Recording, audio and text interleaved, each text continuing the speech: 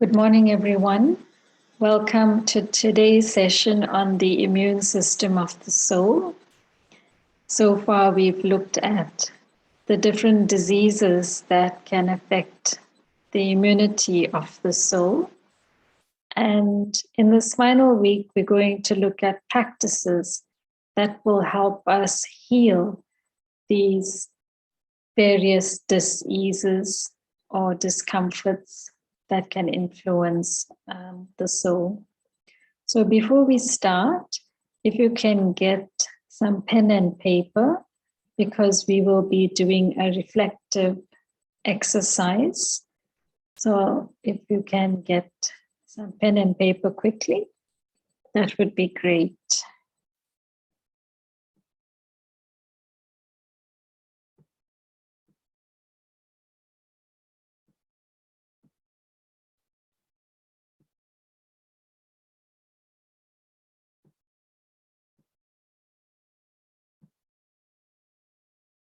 So on Friday, we looked at the first practice, which was meditation. And for those of you who've missed the previous presentations, there is a link that takes you to the website where all the sessions are recorded, so you can access them at any time. So today's session is the second practice, which is contemplation. So we are reviewing Mike's book, The Immune System of the Soul. And in this chapter, Mike says that meditation isn't enough to awaken fully to being who you are, which is no one and nothing. It has to be combined with three other practices. Firstly, contemplation. Secondly, application. And thirdly, contribution. So today we're going to be looking at the practice of contemplation. And contemplation means occasionally staring into infinity while you do one of two things. And the first one is reflect on an experience that just passed. Or you could be contemplating on something that you read, and then to take some time to reflect on the wisdom of what you've read. So now we are going to reflect on a recent experience. And the example we're going to look at is perhaps you got upset with someone. So you can choose your own recent experience. But in this example, we're going to share the example of getting upset. So the first question, what was the emotion? So what did you feel? And there are some examples. It might have been anger, irritation, upset. Perhaps you were hurt, or it could be disappointment, rejection, disrespect, annoyance, sadness. Maybe you were shocked. Maybe you felt depressed, perhaps overwhelmed, or there was a feeling of loss, and the list goes on. So you don't have to restrict yourself to this list. These are just a few examples of emotions. So jot down for yourself, what was the emotion you felt looking back at some recent experience?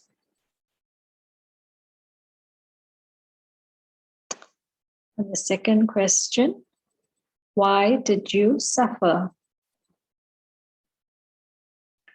Why did you suffer?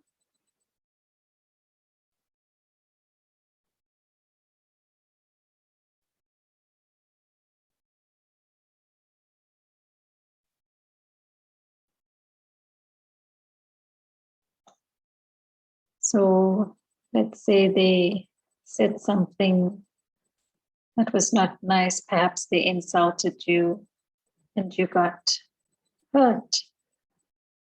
And the suffering is the hurt, the feeling of being hurt. And it's a discomfort inside because there's pain. And so that discomfort or suffering, Mike is asking us to look at why do we think there was that suffering. Perhaps it was some kind of expectation. We didn't expect that person to say what they did. And so it hurt us. And we took it in.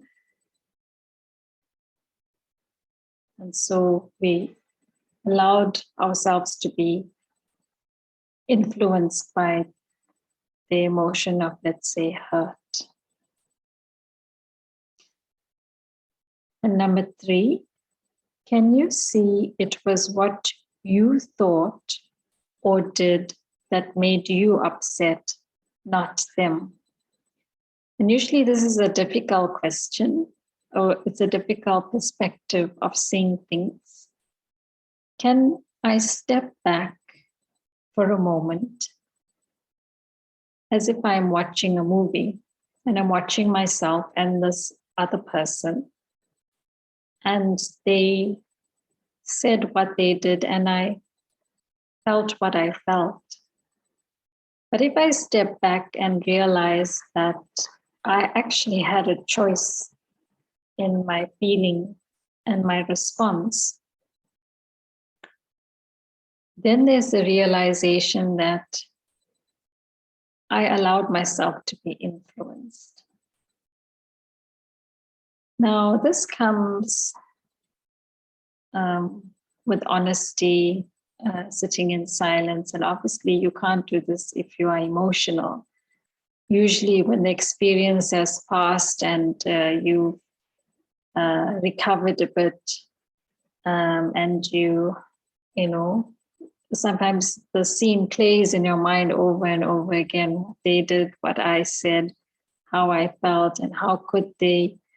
And so in silence and meditation, and obviously with the awareness of my self-respect and my self-value, knowing that I have a choice in my feelings, in my response.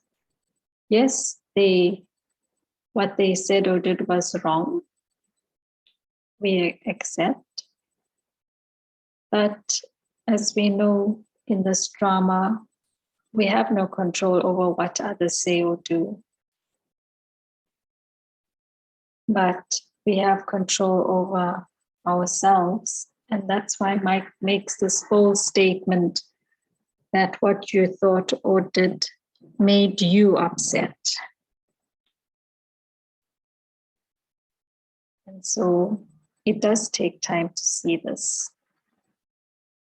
But the beauty about seeing it is that we regain power.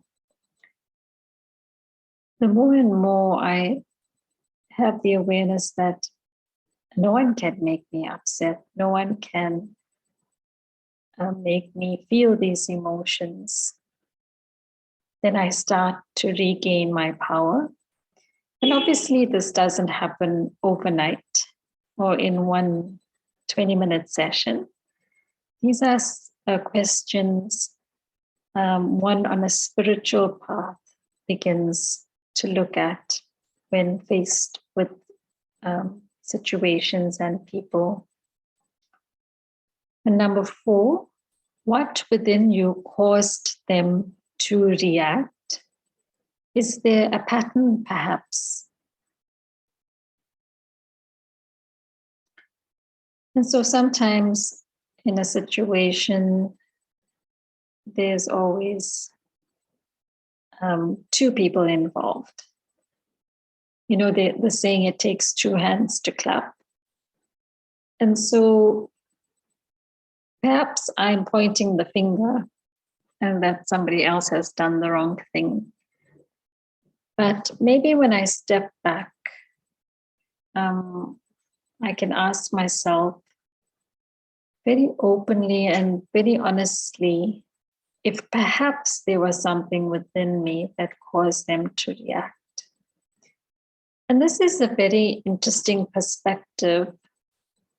When we interact on the basis of fear, for example, so let's say I work with someone who is, let's say my boss is, quite aggressive, or he's not approachable, and I do have some fear, then what fear does is it creates a vibration.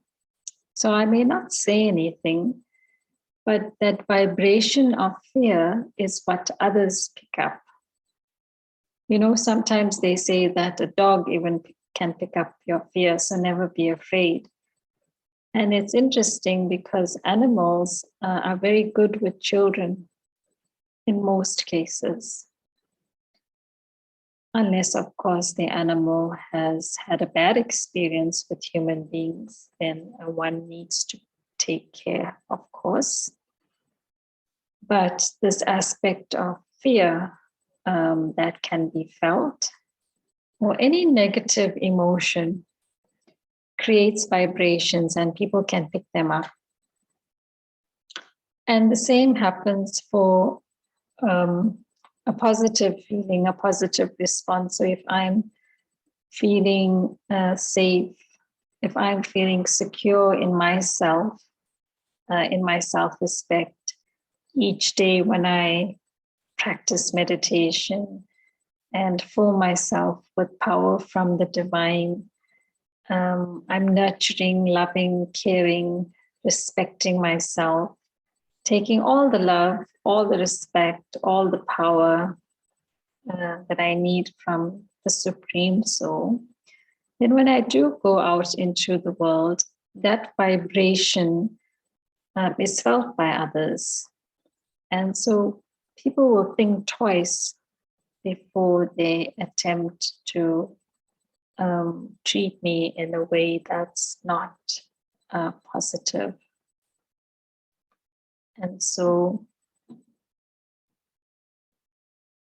the aspect or the practice of self-acceptance, self-love is crucial on the spiritual journey. Because if I don't accept and love myself, it's going to be difficult to take love from the Supreme Source, the ocean of love. And so the first step is to accept myself as I am right now, right here, and allow God's love, which is absolutely unconditional. The divine sees us as perfect. Yes, there are things we don't like about ourselves, but I need to remind myself that the essence of who I am is all the goodness, and what I've accumulated is false. And so I need to return to my essence, and then I'm able to let go of that which is false. So what within you caused them to react? Is there a pattern? And number 5, was there something that you wanted or you believed you were not getting? Was there something that you wanted or believed you were not getting? So maybe I wanted respect and I didn't get that. They spoke in a harsh way. I wanted love. Respect actually is a form of love. I wanted them to behave in a way that was suitable to me. I had expectations. I expected them to be like this and like that, and they're not in line with my expectation. whatever. So ask yourself, is it something that you wanted or believed you were not getting? And number 6, who were you trying to be when you reacted? Who were you trying to be when you reacted? So was it perhaps a power struggle? Perhaps to show who is in authority?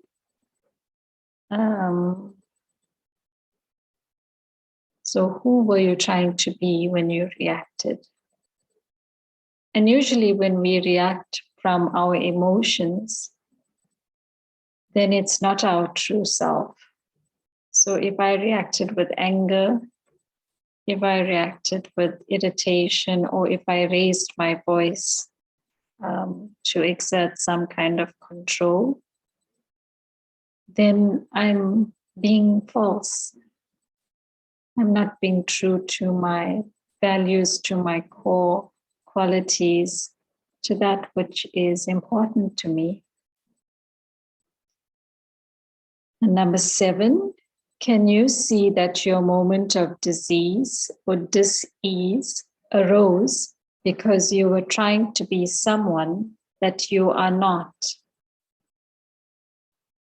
So the moment we attempt to be that which we are not, then there's dis-ease in the immune system of the soul.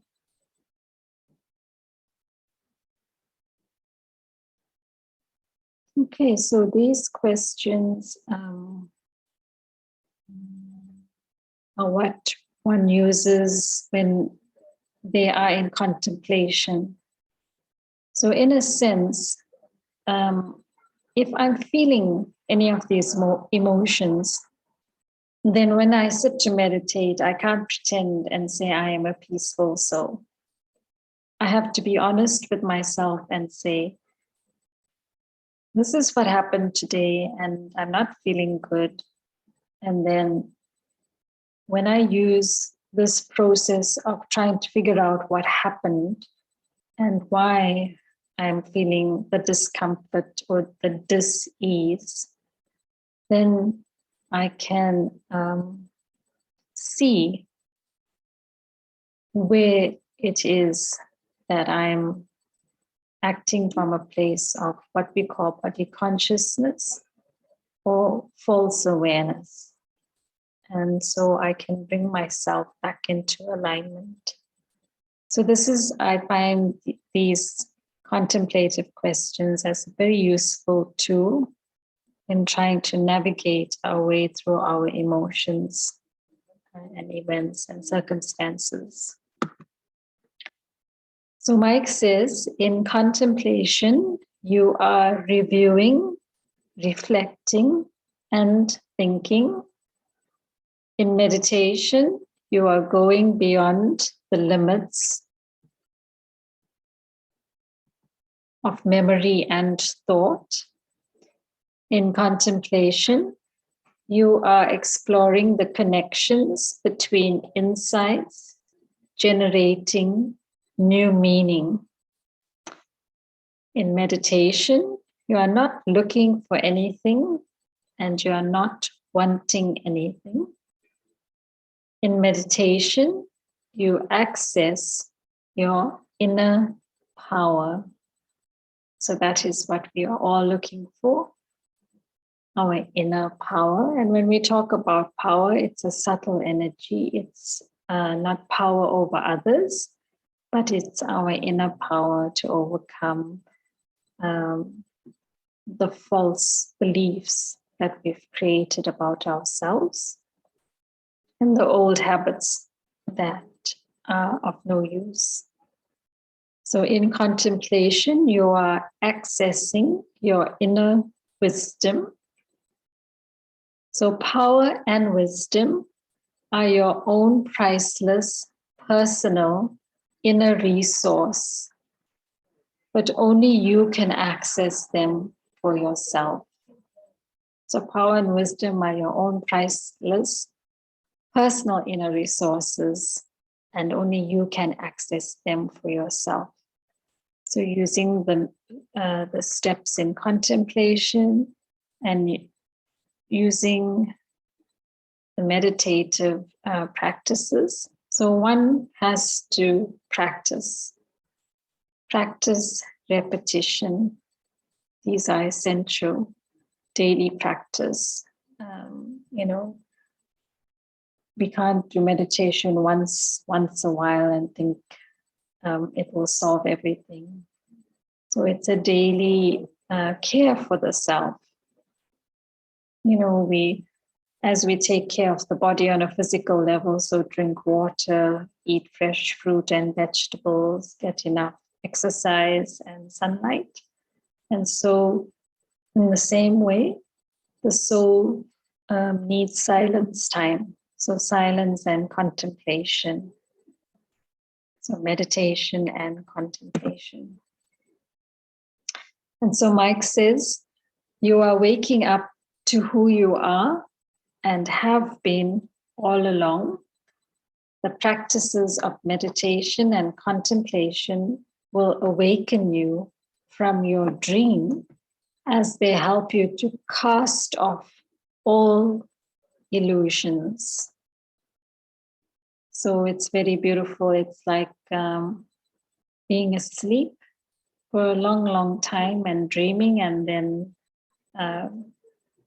when we become awake and aware and alert and alive, then life becomes enjoyable. We're able to face the challenges that come along, because as we know, challenges never stop coming, and obstacles are always there. But when we know how to play the game, then this drama becomes enjoyable. So I will stop there. This is a recording because I will be at work when this is played. I hope you have found this session enjoyable and useful. Please note that it is recorded, and you're welcome to go back to the questions, especially the contemplative questions. And it's something you can use as a tool anytime. So have a wonderful day. I think Aruna will take your questions and end off the session. So take care and have a wonderful day. Until next time, goodbye.